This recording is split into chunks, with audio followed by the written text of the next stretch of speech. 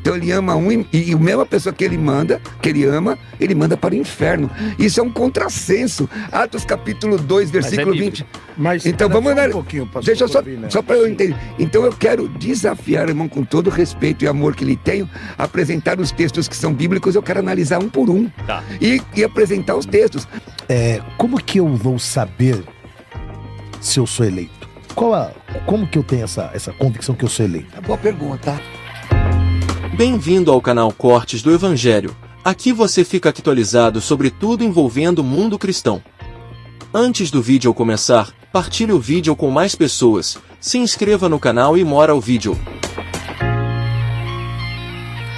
Agora, é um contrassenso porque ele mesmo começa a sua assertiva dizendo: o arrependimento é necessário.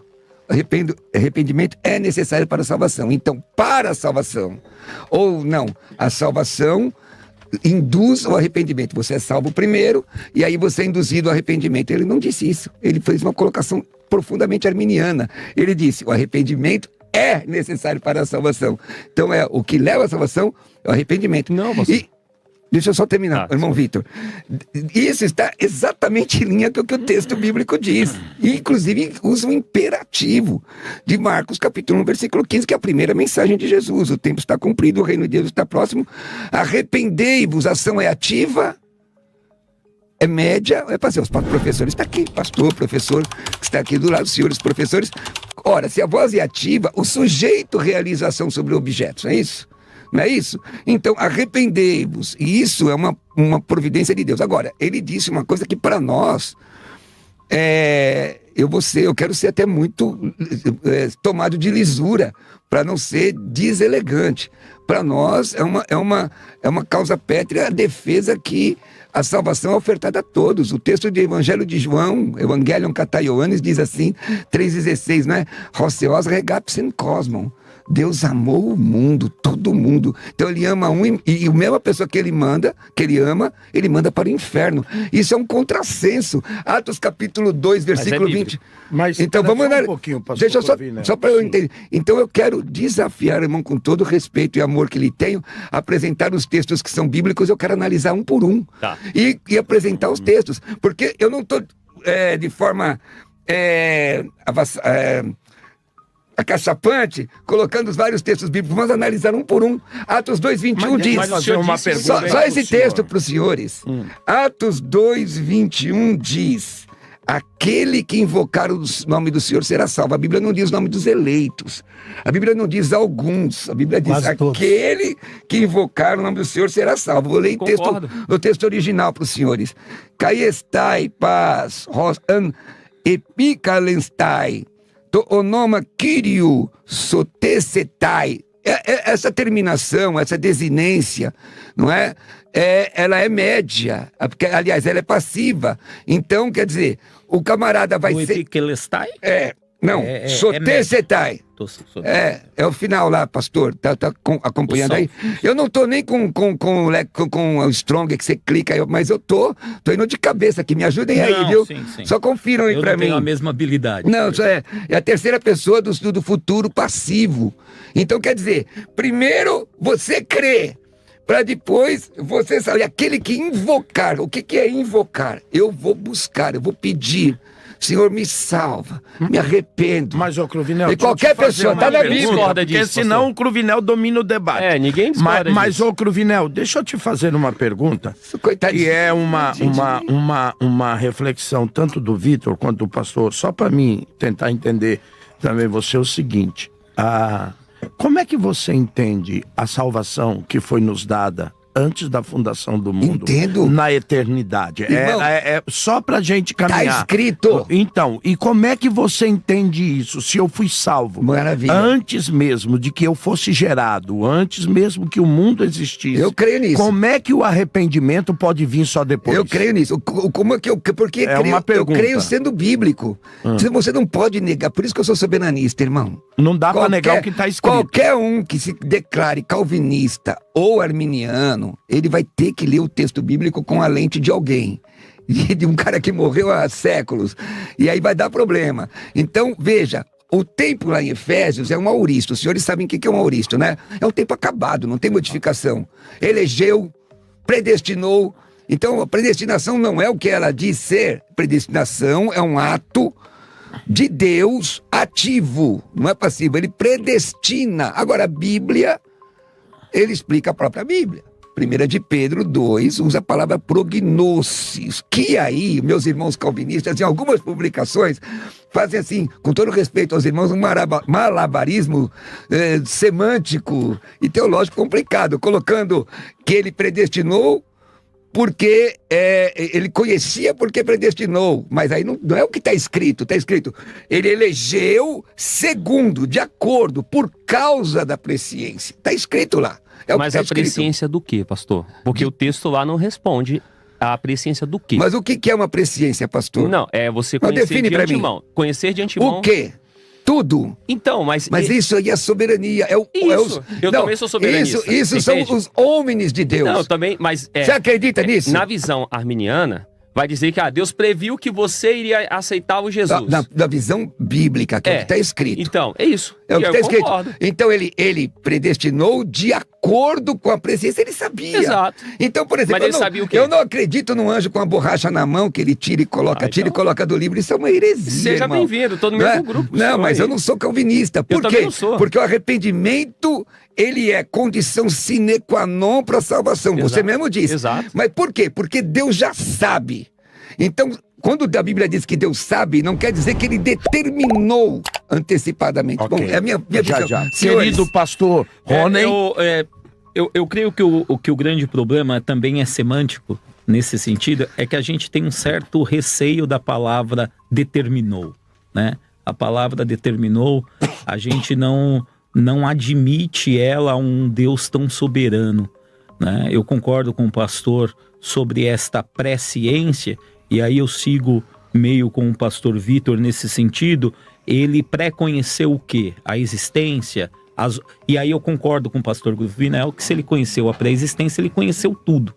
Se ele conheceu tudo, essa pessoa predestinada a partir deste conhecimento total do Senhor, a nossa grande discussão é se Deus induziu este conhecer ou se ele criou este conhecer livre. Exato. Na minha concepção, ele e aí induziu. de novo, né, utilizando os óculos que eu uso no momento que eu leio as escrituras, eu entendo que ele conheceu porque ele determinou, que é um conhecimento determinista também. Porque em vários momentos eu percebo que a polissemia da palavra determinou é o grande medo de várias pessoas, porque entende que este determinar, ele seria uma quebra do desejo livre do homem. Pastor Rony, você me permite uma... Toda. Então, observa. Entendi o que o irmão disse. Uhum. E é lógico, tem uma lógica dentro de um contexto de escopo doutrinário. Mas, friamente, no texto bíblico, primeira epístola de Pedro, capítulo 1, versículo 2... Aliás, no texto grego nem está assim, mas tudo bem, vamos lá, para você entender que está nos ouvindo. 1 de Pedro 1:2, ele nos elegeu segundo, eleitos, segundo, de acordo com. Não me dá entendimento, ou mesmo a impressão semântica, nem polissêmica, nem... Uma leitura simples, que o conhecimento se deriva da predestinação, mas porque a palavra, qual outra tradução você poderia... Qual a outra tradução, senhores, Pastor, que poderia ser usada a palavra segundo, de acordo com... Eu poderia depois pedir para o senhor ler 2 Timóteo 1:9. Só pra gente manter a palavra do Obrigado, pastor Rony. Viu? Não, O pastor Rony só abriu para o pastor Cruvinel fazer uma colocação, mas a pastor Rony. Sem problema. Então, o que eu vejo muitas vezes é esta construção sendo feita. Então, quando nós vamos ao texto bíblico, quando nós pegamos Efésios 3, Efésios 1, né? Quando ele vai falar deste beneplácito para a salvação, deste favor entregue, eu entendo que o arrependimento, ele é um ponto da salvação, só que aí, de novo, eu vou utilizar dos meus óculos, né, para fazer a leitura. Gostou, né? Gostei. Nunca neguei os óculos, né?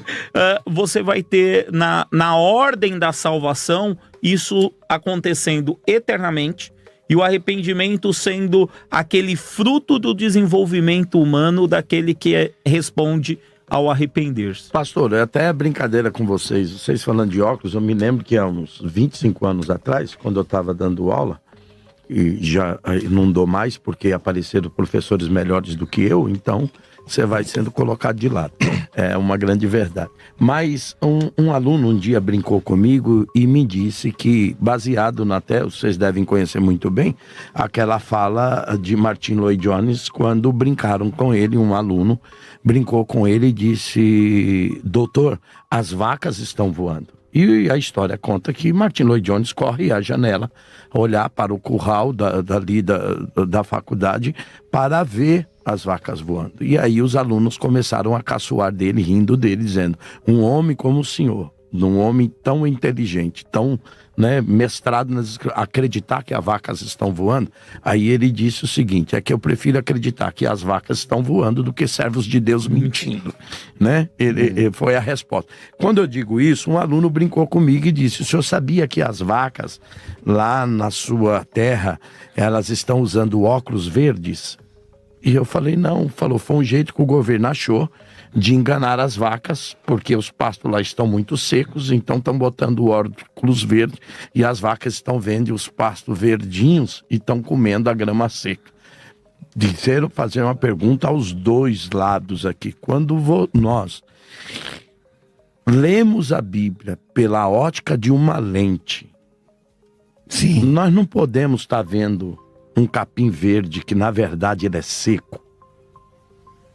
Quando eu leio com a lente, seja do arminianismo, do calvinismo, eu não perco a essência do que o texto está dizendo. Então, as lentes porque eu já tenho algo já pré-predisposto à crença daquilo.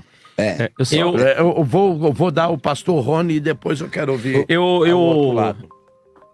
O senhor? Não, o senhor. Não, pode falar. Eu creio que, e aí vai ser um argumento. Eu acho que a gente até poderia matar um debate sobre isso. Vamos. Porque para mim, toda a vista de um ponto é a partir de algum ponto, né?